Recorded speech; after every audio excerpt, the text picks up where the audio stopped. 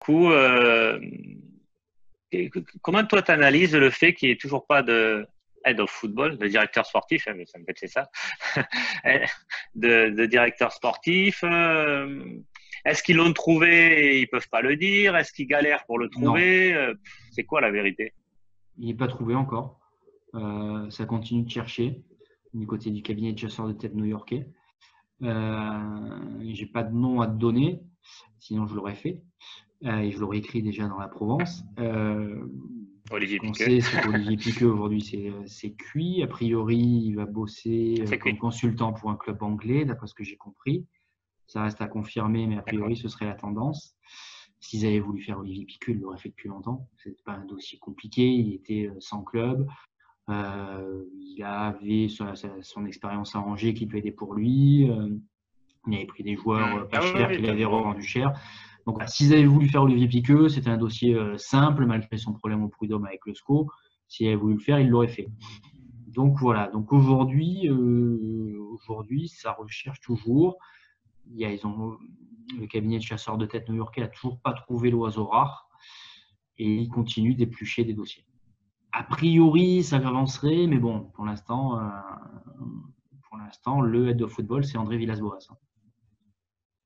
Oui, c'est peut-être pas plus mal puisqu'effectivement il fait du bon travail. Euh, On va voir. On va est-ce voir comment ça se passe au que, niveau du ouais, recrutement, mais c'est vrai que jusqu'à présent, on n'a rien à lui reprocher, puisque c'est lui avec Zubizarreta et Albert Valentine qui ont fait le recrutement l'année dernière. vers Valentin, Il hein. n'y a que 3 joueurs qui sont venus, mais voilà, c'est 3 joueurs qui ont apporté quelque chose à l'équipe, entre Dario Benedetto, Alvaro González et Valentin Rongier. Rongier. Là, le recrutement de Pape Gay, c'est plutôt quelque chose d'intéressant. Donc, on va voir la suite, quoi. Il y a des coachs qui sont meilleurs en recrutement que d'autres, et d'autres qui se plantent, comme Rudy Garcia. Ouais, c'est clair. Salut Rudy. Est-ce que, salut Rudy, ouais. Moi, je l'ai connu à Dijon, mais bon, ouais. Il était déjà pareil avec la presse. C'était déjà un peu compliqué. Est-ce que après, c'est pas évident à dire, c'est toujours pareil. Et toutes les questions, à part là, le sportif, ça va être peut-être plus simple. Est-ce que, d'après toi, McCourt, maintenant, il est mitigé avec Jacques-Henri Hérault. Est-ce qu'il le surveille de près? Et est-ce qu'à terme, il voudrait le licencier ou c'est pas la tendance? Je sais pas, j'ai pas d'infos sur le sujet. Juste, ce que je peux te dire, c'est que c'est quand même surprenant qu'un président qui accumule les déficits sur les 3 dernières saisons euh, soit encore en poste. C'est factuel, il a accumulé 200 millions de déficits sur les 3 dernières saisons. Je pense que dans n'importe quelle société, il y aurait eu du changement. Là, il est toujours en place, il est toujours en poste. Les supporters marseillais sont à cran, sont à bout contre lui depuis longtemps. La rancœur a été tue pendant tout parce qu'il y a eu le regain sportif. Il y a eu cette espèce de renouveau sportif porté et Hmm. incarné par André Villas-Boas et ses joueurs. Donc du coup, au stade, on n'entendait plus de chants contre la démission et de chants contre Jacques-Henri Hérault. Donc, mais voilà, Franck McCourt lui maintient sa confiance. C'est son principal interlocuteur. Donc, donc voilà, pour l'instant, il est toujours là, aussi surprenant que cela puisse paraître pour nombre d'observateurs et de supporters. Clair. Alors du coup, je termine sur Jacques-Henri Hérault. Est-ce que, on a entendu dire, moi j'ai entendu Bastien Cordelani, j'ai Nicolas Filleul aussi, est-ce que, et puis j'écoute les lives, enfin les talks des médias marseillais, est-ce que André Villas-Boas, bon, certes, il ne veut pas faire 15 ans encore dans le football, mais il s'est plaît à Marseille, il a une bonne osmose avec les joueurs, donc on ne voit pas pourquoi il ne voudrait pas continuer. Mais bon, a priori, il veut faire qu'une saison. Est-ce que il veut faire qu'une saison parce qu'il y a Jacques Henriero et du coup, éventuellement, il pourrait rester si Jacques Henriero part, ou alors il veut partir, point, quoi. André Villas-Boas, c'est un entraîneur qui est vachement atypique. Il n'a rien à voir avec les autres entraîneurs. Beaucoup se seraient servis de cette année avec Marseille pour essayer de rebondir, de trouver un autre club et Mm. partir la tête haute. Parce que souvent, la deuxième année est quand même beaucoup plus compliquée que la première. Là, avec les restrictions financières qui sont annoncées, tout ce qui s'est passé l'année dernière, la Ligue des Champions qui s'annonce en plus, qui va pomper des énergies. Pour l'instant, l'effectif n'est pas bâti pour mener de front à ces deux compétitions. Il y a quand même un risque. Il y a quand même un risque que la deuxième saison soit plus compliquée. Donc, on va voir comment ça se passe. Mais voilà, André Villas-Boas, il est ce qu'il a envie de faire. Il n'a plus forcément de plan de carrière. Il a suffisamment bien gagné sa vie. Il vient d'une famille très aisée au Portugal. Il a gagné bien sa vie en Angleterre, en Russie, en Chine, aussi bien par ses contrats que par ses licenciements. Là, je pense à ce qui s'est passé à Tottenham et à Chelsea. Donc, il n'est pas guidé par l'argent, il est guidé par des projets sportifs, des projets de vie. Il a dit qu'il aimerait un jour aller entraîner en Amérique du Sud. Il a dit qu'il aimerait aller entraîner un jour au Japon. Donc, tu vois, ce type est vraiment atypique. Et donc, quelque part, il fait ce qu'il a envie de faire. Il aurait pu partir dans la foulée d'Andoni Zubizarreta. Mais bon, les joueurs l'ont convaincu de rester. Il y a cette magnifique aventure qui se profile, même si elle est risquée. Il y a quand même une magnifique aventure qui se profile avec cette nouvelle saison. Je pense qu'il a envie de vivre ça, voir jusqu'où il peut amener ce groupe, voir s'il peut aller encore plus loin avec lui. Et après, advienne que pourra. Les relations avec Jacques Henriot, après, c'est comme dans toute entreprise. On s'entend plus ou moins bien avec son N+1, son N+2, son N+3.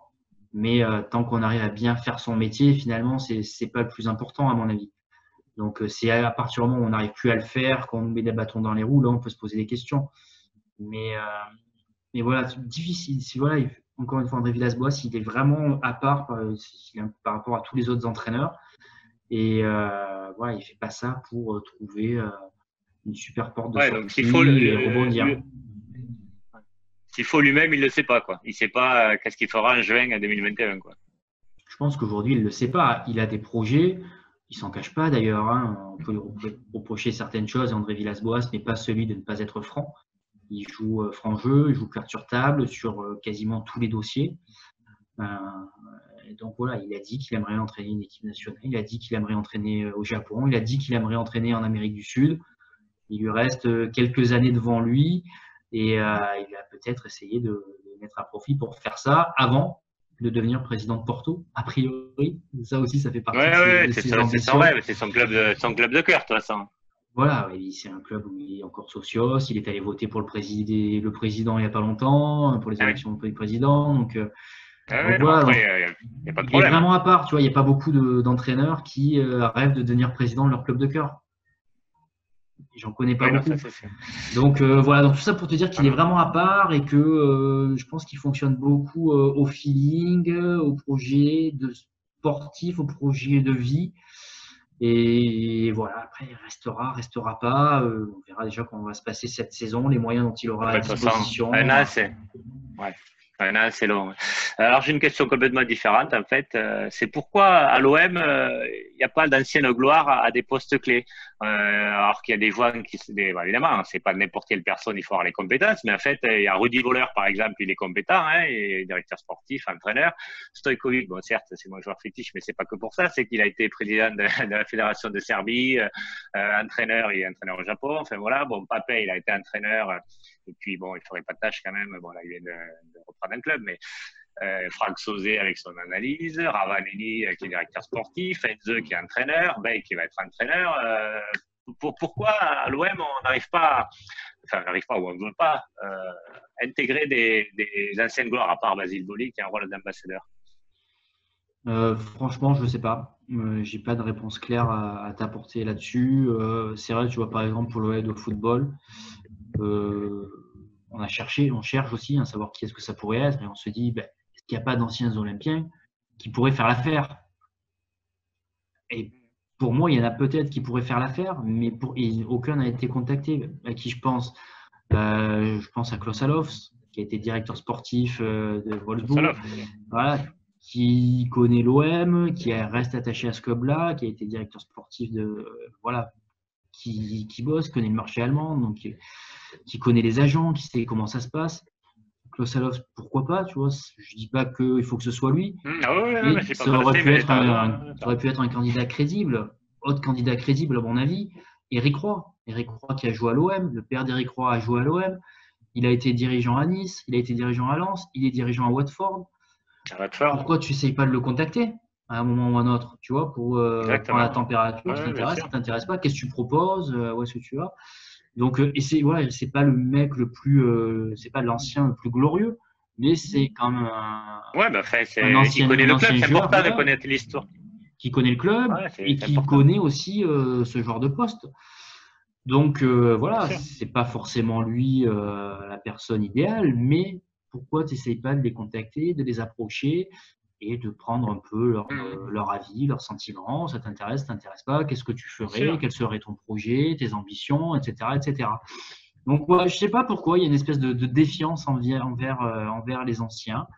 Je me l'explique pas. Au début du projet Héros, il était question que Jean-Pierre Papin vienne justement.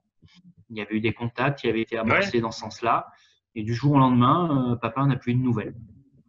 Donc, il devait bosser plus avec les jeunes, hein, si mes souvenirs sont bons. Il était ravi, il était emballé, il attendait que ça, etc., etc. Et du Sûr. jour au lendemain, plus de nouvelles. Est-ce que c'était juste un coup de com pour essayer de montrer aux supporters qu'il bossait, qu'il essayait de faire des choses qui pourraient leur plaire et après arrêter c'est une hypothèse à pas écarter non plus. Mais voilà, enfin, toujours est-il que c'est vrai qu'à part Basile Boli, il n'y a pas beaucoup d'anciens Olympiens. Tu vois, il y avait Sébastien Pérez qui dirigeait la cellule de recrutement des jeunes, du Oui. centre de formation. Sébastien Pérez qui a été écarté Mhm. récemment, sans explication logique et rationnelle, a priori. Donc, voilà. Après, il y a des gens de l'extérieur qui font du bon boulot. Je pense au directeur du centre de formation, Ferrat Kirat, qui fait vraiment du bon boulot, qui est très apprécié pour tout ce qu'il met en place, les relations qu'il a avec les uns et les autres. Donc, ouais, il n'y a pas à l'extérieur, des gens qui viennent de l'extérieur peuvent faire du bon boulot aussi. Mais comme tu dis, peut-être que des personnes qui connaissent le club peuvent également faire l'affaire, d'autant qu'ils savent où ils mettent les pieds. Ouais, tout à fait. Allez, une petite partie mercato. Bon, c'est pas évident évidemment, comme tu disais, mais à combien de départs doit-on s'attendre est-ce qu'on peut vraiment s'attendre au départ des départs? On reste sur les départs, après on va les arriver à une grosse somme pour Sanson, Kaletachar. Alors, c'est quoi une grosse somme déjà? Difficile à Bah, dire. au moins 30 millions, quoi. C'est ce qu'espère l'OM en tout cas, hein. Ils espèrent tirer une trentaine de millions pour Tchaletatsar, Sanson, voire Camara. Mais on est quand même dans un marché compliqué à cause du coronavirus. Les clubs ont pas beaucoup de, les clubs ont vu leurs recettes diminuer, hein. Tous les clubs étrangers ont vu leurs recettes diminuer, les clubs français également. Mais ceux qui peuvent lancer des offensives à ces sommes-là sur des joueurs de l'OM, ça peut être que des clubs étrangers. Il y a le PSG aussi, mais bon, c'est une autre histoire. Euh, donc, je sais pas, on connaît pas les clubs étrangers, le mercato n'a pas commencé, donc on sait pas trop comment ça va se passer. Regarde, le Real Madrid a dit qu'ils n'allaient pas se lancer, par exemple, dans de grandes offensives cet été à cause du coronavirus. Est-ce que les autres clubs vont le faire ou pas? Pour l'instant, c'est l'incertitude, on ne sait pas. On ne sait pas ce que ce marché va être. Il ne s'est pas passé grand-chose jusqu'à présent. Quand tu vois que pour un Mbanyang, Rennes réclame 30 millions d'euros, donc ça me paraît quand même colossal, exagéré et exorbitant. Donc il y a plein d'inconnus aussi autour de ce marché post-coronavirus. Et nous, on se pose les questions, mais les clubs se les posent également. Je sais il y a plein d'endroits où tous les scouts ont été mis au chômage partiel. Ils ne savent pas s'ils vont reprendre ou pas. Ils proposent des deals, mais ils ne savent pas si ça va voir le jour, si leur club a les moyens. Je pense à des clubs anglais qui ont perdu beaucoup d'argent aussi dans la crise sanitaire.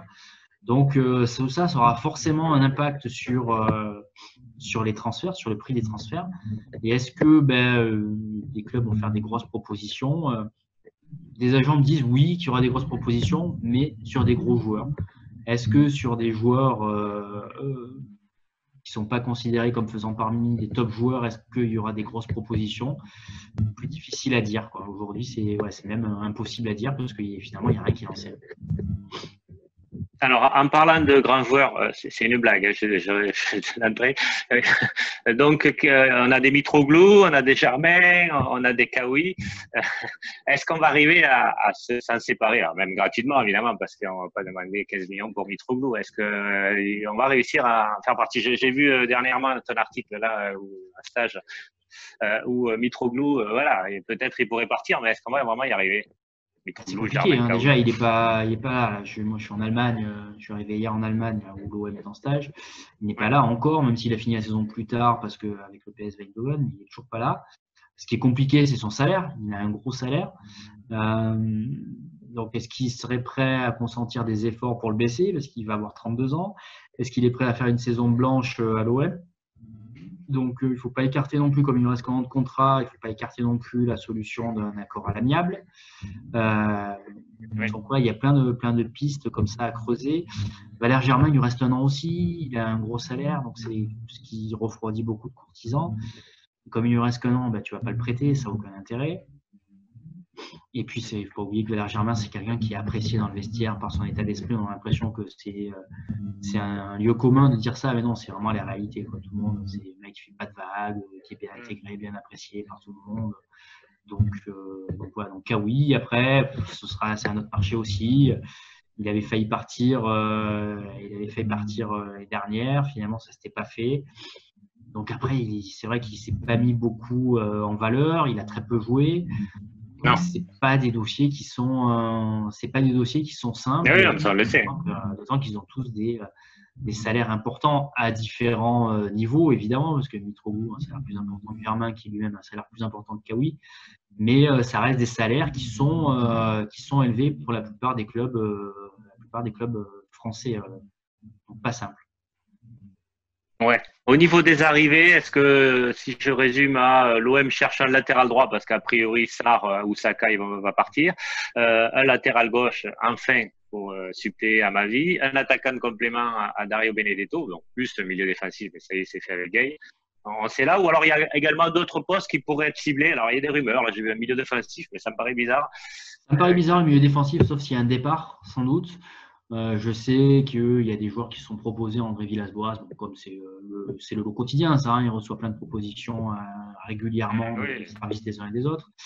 Latéral gauche, je ne suis pas sûr encore parce qu'il va falloir voir ce qui va se passer en préparation avec Roca. Christopher Roca, il a été prêté 1 an et demi à Sochaux, ça s'est plutôt bien passé. Donc, est-ce qu'aujourd'hui il a les épaules pour être la doublure de Jordan à ma vie ou pas? À voir. La préparation en Allemagne va nous en dire un petit peu plus avec les 3 matchs amicaux qui sont programmés. Après, il y a le défenseur central qui va arriver, Leonardo Balerdi, en toute vraisemblance, comme on disait tout à l'heure. Au milieu, il n'y a pas de Gay, et ça ne bougera pas a priori tant qu'il n'y a pas de vente. Et après, il y a l'histoire du latéral droit aussi, sans doute. Si, comme tu dis, Sakai ou Sarr s'en va, a priori, Sarr a quand même une plus belle cote que Sakai aujourd'hui. Et plus de clubs qui s'intéressent à lui. Donc voilà, après sans doute que des départs seront compensés parce que le groupe n'est pas fou, hein, le groupe n'est pas hyper étoffé avec la Ligue des Champions, avec toute l'énergie que ça pompe physique et aussi bien physique que mentale. Donc voilà. Après je pense que on peut faire confiance à André Villas-Boas et ses réseaux. Il bosse là-dessus. Voilà, il ne va pas faire n'importe quoi, tu vois, sur l'attaquant de complément. Je sais qu'il y a des joueurs qui lui ont été proposés. Il n'a même pas répondu parce que ça ne l'intéressait pas. Donc, il sait où il veut aller depuis longtemps. La feuille de route a été établie depuis le mois de mars. Oui. Il a établi le profil des joueurs, même les joueurs qu'il voulait. Donc, il sait où il veut aller. Il connaît le marché. Il est bien épaulé pour ça aussi. Et voilà, peut-être qu'il y a des bons coups à faire en prêt, en joueur libre. Est-ce qu'on aura du coup un effectif légèrement plus étoffé au niveau quantitatif? Donc du coup, s'il y a 4 départs, on irait, je sais pas, 8 arrivées ou ce serait 4-4? Écoute, pour l'instant, je n'ai pas de réponse claire à te donner là-dessus. Je pense qu'ils vont essayer de compenser tous les départs. Après, encore une fois, si c'est le départ de Mitroglou, qui ne fait pas partie des plans de Villas-Boas, qui ne s'entraîne pas, est-ce que tu es obligé de le compenser ou pas? Peut-être pas, parce que surtout, ça te libère de la masse salariale. Il n'était pas là l'année dernière non plus. Donc, ça te libère de la masse salariale et ça te donne une espèce de bouffée d'oxygène finalement. Donc, ça dépend qui s'en va. Si c'est un joueur qui ne rentre pas dans les plans d'André Villas-Boas, je ne suis pas sûr qu'il soit forcément remplacé. Si c'est un cadre, un titulaire en puissance, là, tu es obligé de faire un effort parce que je dis n'importe quoi. Si c'est Tchouaï Tatsar qui s'en va, ça veut dire qu'il te manque des défenseurs centraux. Et donc, tu peux pas faire la saison avec Ouais. 3 centraux. Même si Lucas Perrin a été très intéressant à chaque fois que sa chance lui a été donnée l'année dernière.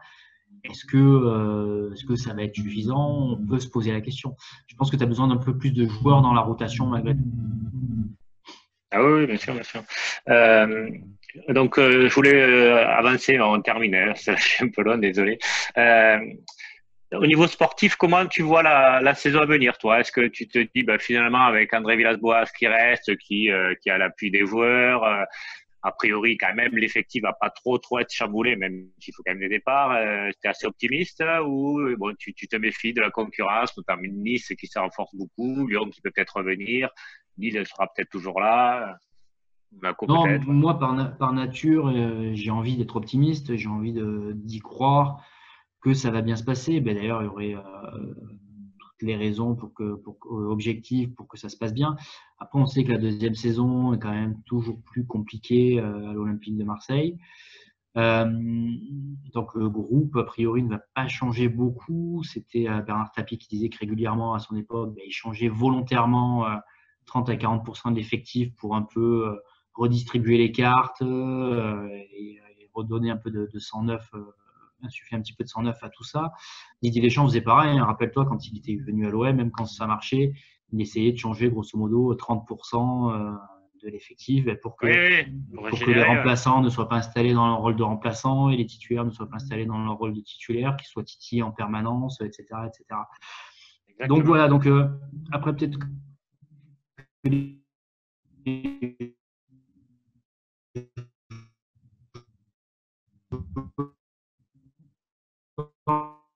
Ah, je t'entends plus là. T'as bugué là.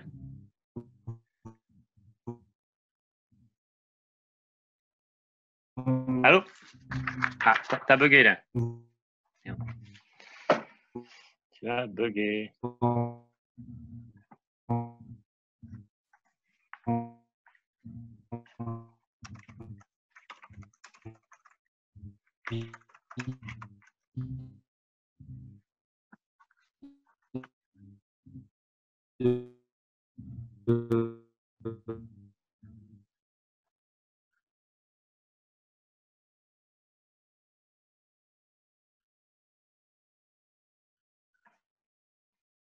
ça a coupé. Ouais. Bon, on va bientôt terminer. Je voulais juste finir sur la formation. Vas-y. Est-ce que tu penses que toi, depuis 4 ans que l'équipe de McCourt est là, l'OM a bien avancé dans ce domaine et avec en plus l'arrivée de Nasser Largué qui a l'air apparemment d'être un cadre, l'OM a passé un cap dans ce domaine. Bon, ils ont fait l'effort en tout cas, donc c'est déjà pas mal. Est-ce qu'ils ont passé un cap? J'ai envie de te dire oui, mais c'est encore un peu tôt à dire parce que ben, on sait que les fruits de la formation sont récoltés quand même beaucoup plus tard. Il y a plus de contrats pro qui ont été signés cet été, mais ça ne veut pas forcément dire que tous sont au niveau Oui, pour intégrer aujourd'hui l'équipe professionnelle. D'ailleurs, on le voit sur les différents stages, hein, il y a très peu de joueurs qui sont signés contrat pro et qui sont là. Donc, en tout cas, des efforts sont faits pour aller dans ce sens-là, pour aller dans le sens de la formation et son développement. Voilà, on espère que ça va porter ses fruits et que finalement l'OM va pouvoir s'appuyer davantage sur son centre de formation dans les années à venir. Mais voilà, il y a encore quand même beaucoup de travail, y compris pour les jeunes qui ont signé cet été, puisque là, de mémoire, ceux qui ont signé cet été, je crois qu'il y a Hugo Bertelli qui est là, il y a Cheikh Souaré qui a rejoint l'effectif seulement samedi, et puis c'est tout. Puis il y a Julien Vanni, mais qui n'est pas encore professionnel. Camardin, il n'y est pas. Camardin n'y est pas. Non. Et Nassim Hamed, qui était aussi au Portugal, n'est pas là. D'accord. Donc, du coup, c'est pas encore pour demain que l'OM pourra aligner 4-5 joueurs dans son équipe type, à l'instar du Barça, par exemple, ou d'autres clubs.